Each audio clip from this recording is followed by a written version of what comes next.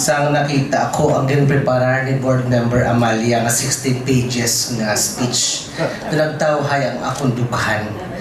Kaya ginpreparar ko nga pages, 25 pages nga speech. So bear with me. Joke lang. At least nagkadlaw ka mo sa subong nga hapon. To the Honorable Madam Presiding Officer, the Vice Governor of the Province of Iloilo, Natalie Andibuque, good afternoon, Madam. Sa aton pinalanggang nga Governor, Toto Defensor, our Majority Floor Leader, our colleagues in public service, especially to the esteemed members of the 15th Sangguniang Panlalawigan, department heads, staffs, friends from the media, guests, mayong hapon sa inyong tanan. Sa akon pagpanglugayawan sa mga kabanuhanan, kagkabaranggayan, sang 4 distrito at 1 point, di ba mangkot ko gidang akon kaugalingon. Kung paano ko ipakilala ang akon kaugalingon sa pumuluyo. Ayhan, pauyunan Manila ako. Hambal ko, sige lang, give it time, just a little more time, so we can get closer. Sang nag-abot naman ang tion, gintalana nga kundiin ang tanan magapilig sang ila na hamutan. Nakahambal naman ako sa lawas ko. And this feels so right. Maybe this time. Just maybe this time.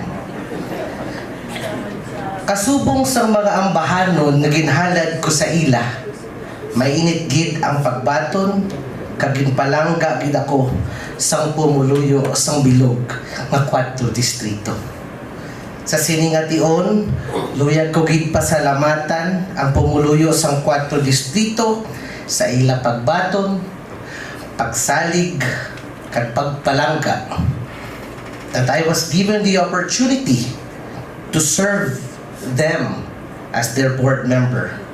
Tinuhaan ko kang ila pagpalangga, bayluhan ko sang akon kapisan, ka magserbisyo sang tampan sa ila kag sa bilugban nga probinsya sang Iloilo.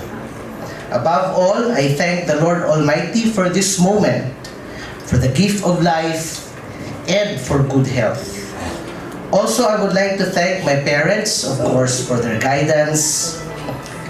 Pinapasalamatan ko gid ang pagbuylog sang pamilya, relatives, friends, sa akon maninay, at mga maninoy sa mga kabanuhanan, of course, sa amay sa 4 distrito, Congressman Doc Ferge Biron, madamo gid ng salamat. Sa pinalangga ko nga banwa sang Barotac Nuevo, halin sang una nga konsehal pa ako. Hasta subong, grabe gid ang inyo pagpalangga kag pagsuporta. Madamo gid nga salamat. Today is a very significant event because this is the first time that the 15th Sangguniang Panlalawigan is officially gathered to hold its inaugural session. This brings to mind the strong words of Sir Henry Ford, coming together is a beginning. Keeping together is progress. Working together is success. To the members of this august body and our department heads, I am excited and I look forward to working harmoniously with you for the common good and for the people of the province of Iloilo. After all, duna sa aton ang paghinangpanay. Because according to a historian and linguist, the philosophy of kapwa highlights our interconnectedness. This emphasizes that our culture is deeply rooted in cooperation, harmony, bayanihan, and doing things as one. It is always an honor kag ginapalibutan ako sa mga mapisan kag mga maalam nga mga members of this 15th Sangguniang Panlalawigan. Kaupod sa aton gobernador, we are on the same journey to a more progressive Iloilo. Madamo nga salamat. Mayong hapon sa inyo tanan.